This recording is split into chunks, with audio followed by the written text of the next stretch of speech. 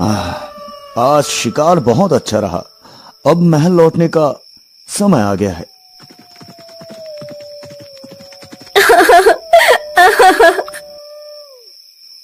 ये आवाज कहां से आ रही है? चलो देखते हैं।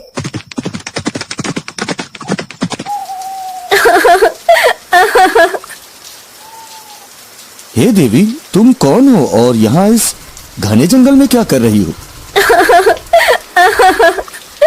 महाराज, मेरे पति ने मुझे यहाँ छोड़ दिया है। अब मैं क्या करूं? कहाँ जाऊं? कुछ समझ नहीं आ रहा। राजा ने देखा कि औरत बहुत खूबसूरत है। उसकी सुंदरता से मोहित होकर राजा ने उसे सहारा देने का निर्णय लिया। अगर तुम चाहो तो मुझसे शादी कर सकती हो और मेरे महल में मेरे साथ रह सकती हो। ठीक है महाराज, मुझे आपकी शरण स्वीकार है। औरत राजा की बात मानकर उनके साथ महल में चली गई।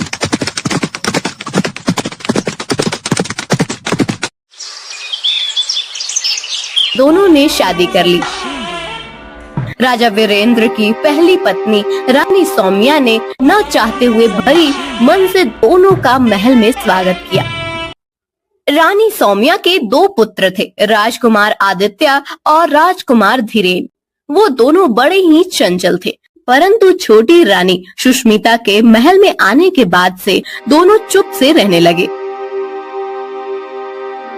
हमें कुछ ठीक नहीं लग रहा।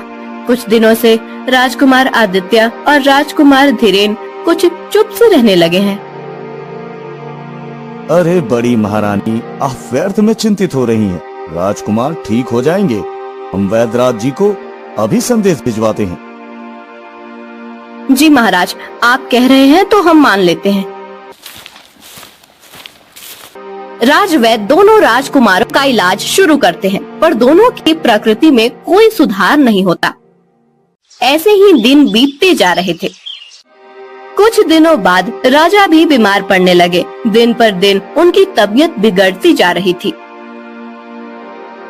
महाराज, हमने हर संभव इलाज किया, लेकिन आपकी तबीयत में कोई सुधार नहीं हो रहा है।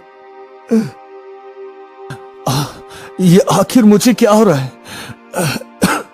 जब कोई सुधार नहीं हुआ तो राजा ने मशहूर वैद्य महर्षि चरक जी से मिलने का निर्णय लिया।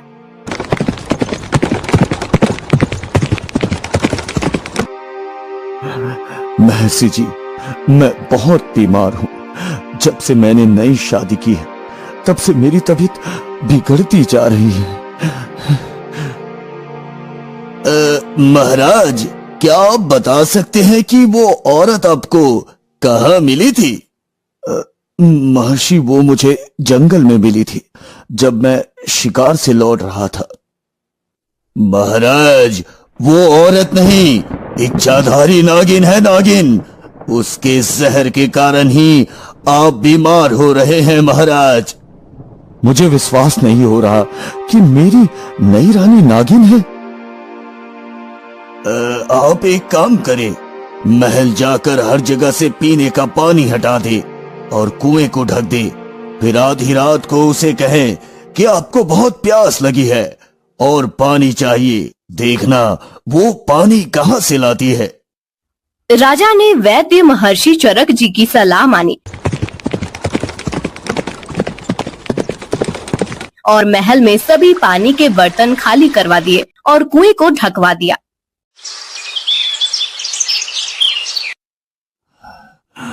मुझे बहुत तेज प्यास लगी है, मुझे पानी दो। ठीक है, मैं पानी लाती हूँ। नई रानी बिस्तर पर लेटे लेटे ही एक गिलास हाथ में लेकर पानी ढूंढने लगी। उसने अपना हाथ बिस्तर से लंबा करके पूरे महल में पानी ढूंढा, लेकिन कहीं भी पानी नहीं मिला। फिर उसने अपना हाथ कुएं की तरफ बढ़ाया, लेकिन वहाँ भी पानी नहीं मिला। अंत में उसने अपना हाथ बहुत दूर नदी की तरफ बढ़ाया और वहाँ से पानी लेकर राजा को दे दिया। हाँ?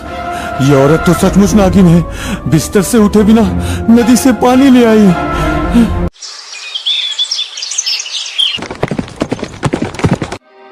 महर्षि जी, मुझे यकीन हो गया है कि वो औरत नहीं नागिन है। मुझे उससे बचाइए महर्षि जी, मुझे उससे बचाइए। महाराज, आज आप अपनी पहली पत्नी रानी सौम्या से कहे कि चलो समुद्र देखने चलते हैं। जब आप ऐसा कहेंगे तो नई रानी भी साथ चलने का जिद करेगी, फिर आप उसे भी साथ लीजिए।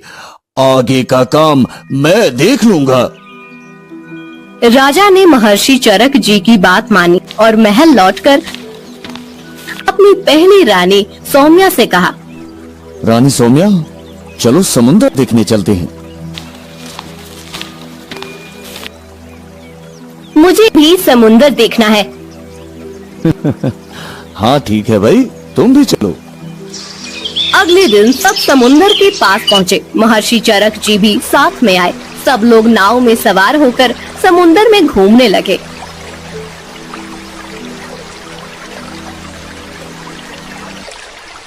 ये समुद्र बहुत गहरा है, आज तक कोई भी इसकी गहराई का पता नहीं लगा पाया।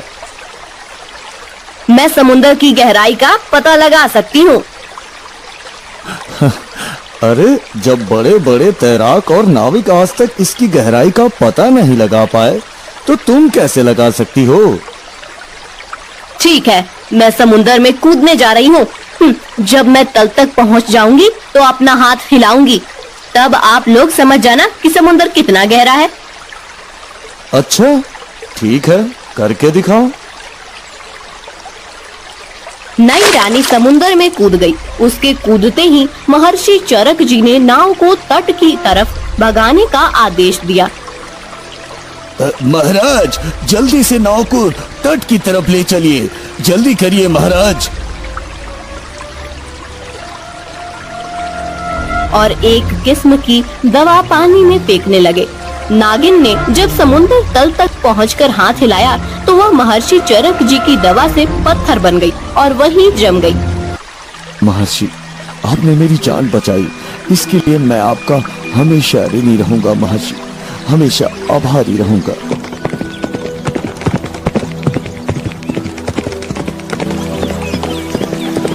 राज्य में दोनों राजकुमारों की प्रकृति भी ठीक हो गई और राजा भी स्वस्थ हो गए। राजा ने महर्षि चरक जी को ढेर सारा इनाम दिया और अपनी पहली रानी सौम्या और दोनों राजकुमारों के साथ खुशी खुशी रहने लगे। कहा जाता है कि वह नागिन आज भी समुद्र तल में अपना हाथ हिलाती रहती है।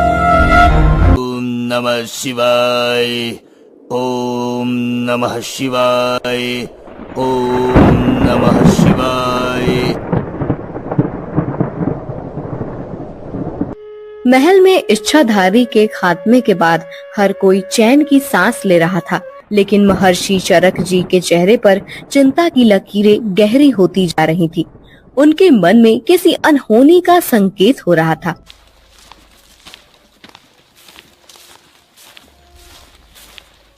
महाराज, हमें ये सोचकर संतोष नहीं करना चाहिए कि वो इच्छाधारी नागिन को समुद्र में कैद करने से सब कुछ समाप्त हो गया।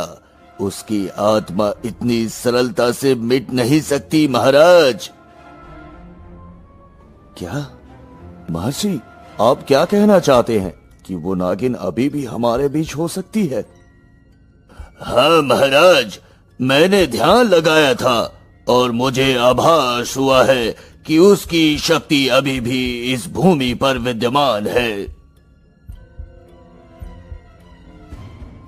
ओम नागिनाय स्वाहा, ओम नागिनाय स्वाहा, ओम नागिनाय स्वाहा, ओम नागिनाय स्वाहा।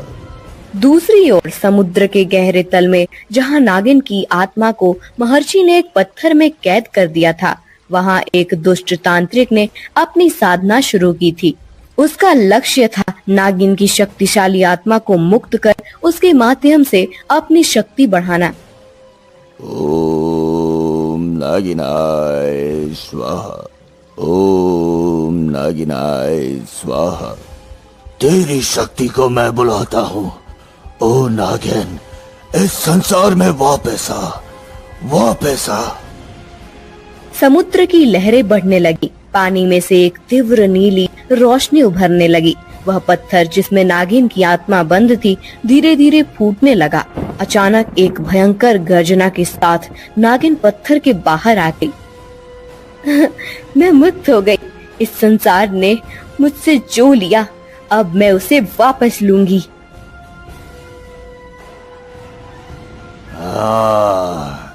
मैं तुम्हारी शक्ति के साथ इस दुनिया पर राज करूंगा, राज।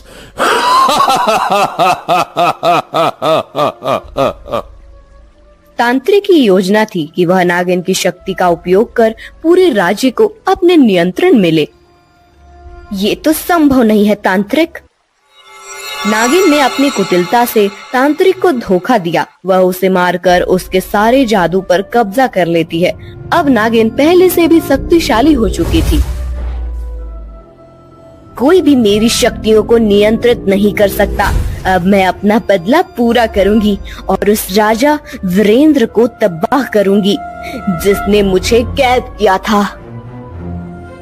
महल के बगीचे में एक दिन रानी सौम्या टहल रही थी। अचानक उन्हें ऐसा महसूस हुआ जैसे कोई उन्हें देख रहा है। एक अनजानी घबराहट उनके दिल में घर करने लगी। ये हवा इतनी तेज क्यों हो गई? कोई यहाँ है क्या? अचानक एक अदृश्य शक्ति रानी सौम्या पर हमला करती है। उनके गले पर एक ठंडी नागिन जैसी छाया महसूस होती है।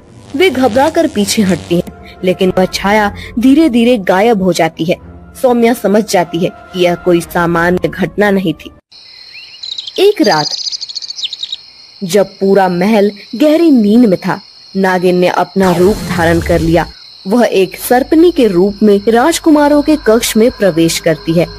अब मैं अपना बदला पूरा करूंगी। राजा वीरेंद्र के प्रिय पुत्र अब मेरी कैदी होंगे।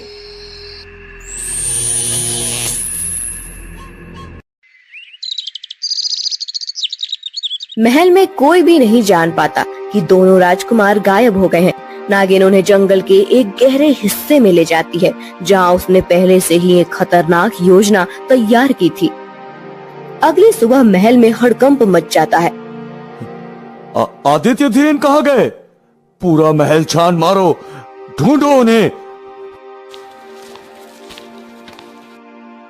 महाराज, महारानी, दोनों राजकुमार अपने कक्ष में नहीं हैं और महल में भी कहीं नहीं मिल रहे। महाराज, मुझे डर है कि कहीं नागिन ने ही उन्हें न ले लिया हो।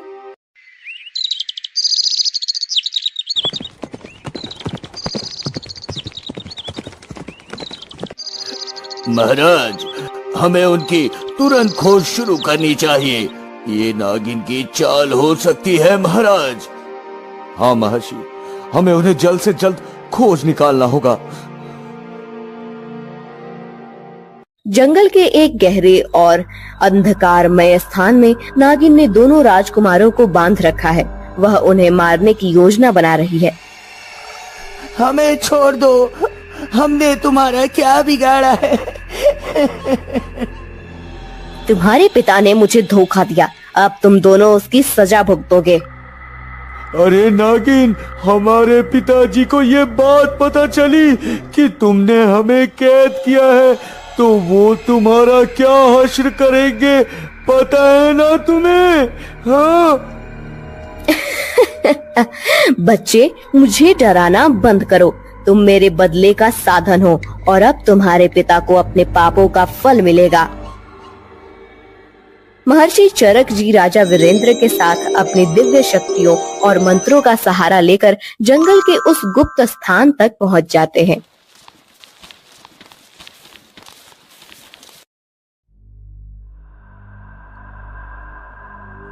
ओम नमः शिवाय, ओम नमः शिवाय, ओम नमः शिवाय।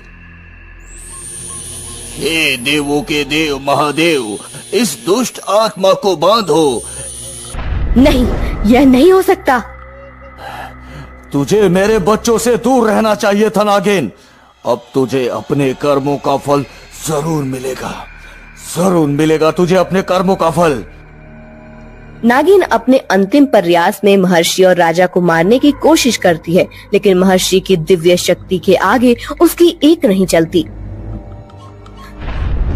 मैं तुम्हें छोड़ूंगी नहीं, तुम सभी को मेरी तरफ भुगतना पड़ेगा। तेरा अंत आ गया है, अब तुझे कोई नहीं बचा सकता, कोई भी नहीं। महर्षि चरक जी अपने मंत्र बल से नागिन को पूरी तरह से निष्क्रिय कर देते हैं। नागिन अपनी हार मान लेती है और विलाप करने लगती है। मैं तुम्हें छोड़ूंगी नहीं, तुम सभी को मेरी तरफ भुगतना पड़ेगा। महर्षि चरक जी उसे फिर से एक पत्थर में बंद कर देते हैं। नागिन के पत्थर में बदलने के बाद राजा वीरेंद्र और रानी सौम्या अपने दोनों पुत्रों को गले लगाते हैं। वे दोनों अब सुरक्षित हैं और उनकी आंखों में डर की जगह राहत है। पिताजी, हम बहुत डर गए थे पिताजी। अरे धीरेन्द्र, अब सब ठीक है बेटा, अब तुम्हें कुछ नहीं होगा।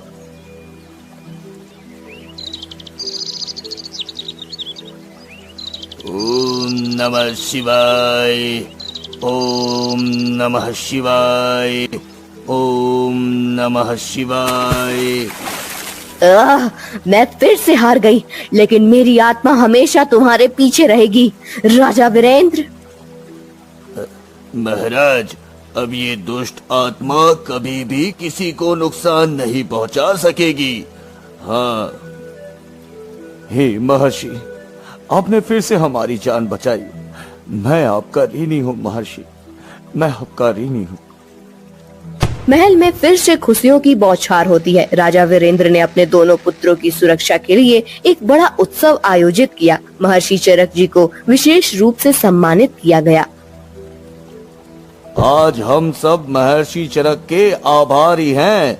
उनकी कृपा से हमारे राज्य की रक्षा हुई है। हाँ। नहीं महाराज, ये सब ईश्वर की कृपा और आपकी आस्था का परिणाम है महाराज। अब हमें किसी भी भय का सामना नहीं करना पड़ेगा और हमारे बच्चे भी सुरक्षित है। सब आपकी कृपा से महर्षि जी, सदैव आपके ऋणी रहेंगे हम। इस प्रकार एक बार फिर से महल में शांति और खुशी लौट आई। लेकिन इस घटना ने सभी को यह सिखाया कि अच्छाई के सामने बुराई कभी टिक नहीं सकती। नागिन की आत्मा को हमेशा के लिए समुद्र की गहराई में कैद कर दिया गया था और वह कभी वापस नहीं आ पाई।